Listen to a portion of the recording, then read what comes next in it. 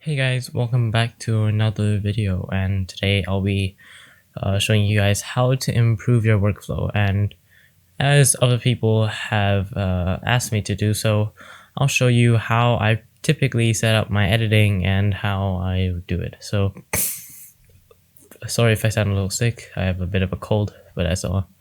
Nothing big to worry about. I might have a bit of a few sniffles. Okay, so let's get started.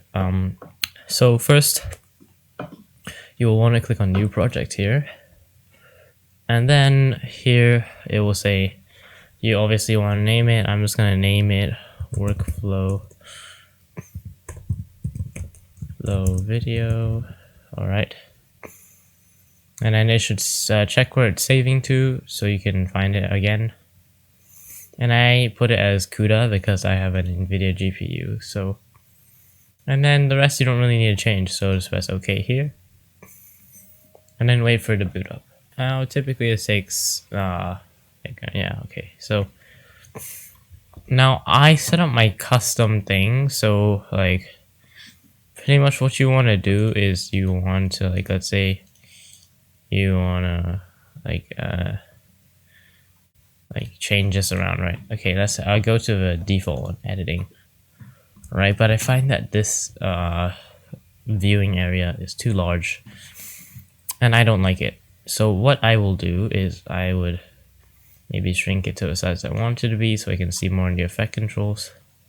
Maybe move this out a little bit more. Okay, just up to there. Close any panels I don't really want, like histories, I don't really care, markers. I really just want media browser and project, so an audio clip, I don't want that. Metadata uses as well, so source uses, effect controls. And alright, so we have it basically set up. And now what you want to do is, let's say I just drag my clip in. So find where your clips are, just drag it in. Alright, let's see where this is. Alright, so now that we have our clip in, sorry, I was fixing my audio just now. Alright, and then pretty much, I would change this to frames if I was editing in highlight. If I was editing a regular video, I would just set it to, I don't know, sometimes it glitches and disappears, but like it would be default set to time, so I just wouldn't change it. I'd also shrink this a bit to a point where, okay, yeah, and around that's fine. This thing could be slightly smaller because it's not that important. Presets should be slightly wider, so I have all my presets here.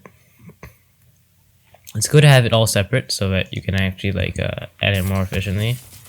So now that you can see everything is going smoothly, you could even stretch it out a bit. Alright, so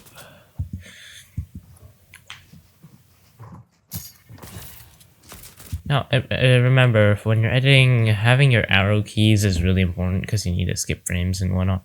And just to show you guys, if you guys didn't know, here are a few shortcuts.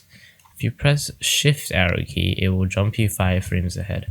So this is helpful if you just want to skip more frames and you don't want to like individually. And you can also type it here. So let's say the kill is at... You can actually scroll from the top to find it as well. But you can also scroll here and then just drag through.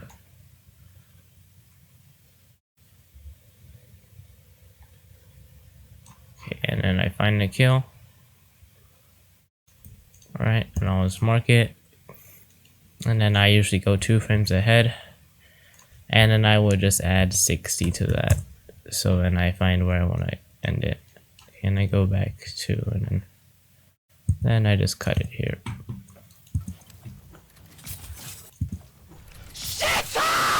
And there you go. So that's pretty much what I would do. And I also set it out on the video 1 and video 2 instead of video 1 and A1 because when you copy paste things, I'm not sure if you can change it, but it always defaults to video 1 and A1. So if you don't put your stuff aside, it would actually cut into your video when you copy and paste, which you do not want to do. So I just move it up to be safe. And alright, so that's good. And then what we can do now is just walk you through the presets. So pretty much I have all my favorite presets in here. I have a lot more presets here that aren't so useful. Like they're all good, but like these are the ones I use the most. So then let me just swap back to my regular video editing. Alright. So those are the ones I use the most, and then I just make sure that I have all of them readily available. No.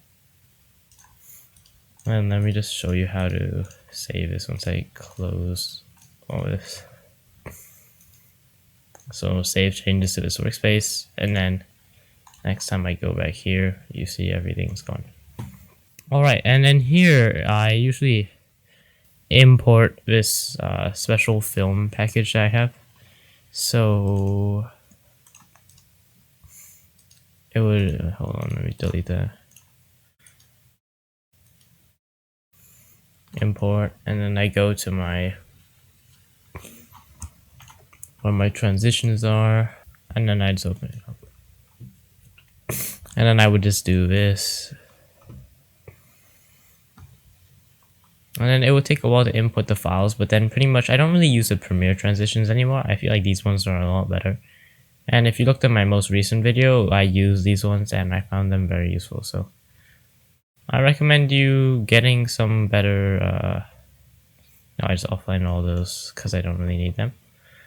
And yeah, so that's how I set up everything, and now we are kind of ready to edit. So yeah, so that's just a quick video from me today, and hopefully this really helps you set out your editing better.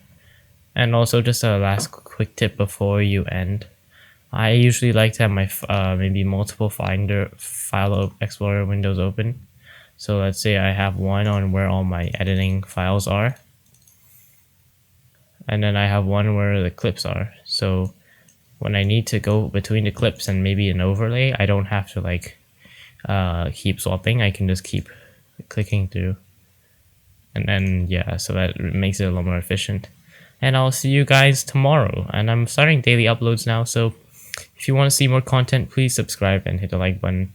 It really helps support the channel and helps me continue. And yeah, so if you want to see more content from me, please help support the channel, and I'll see you guys in the next one.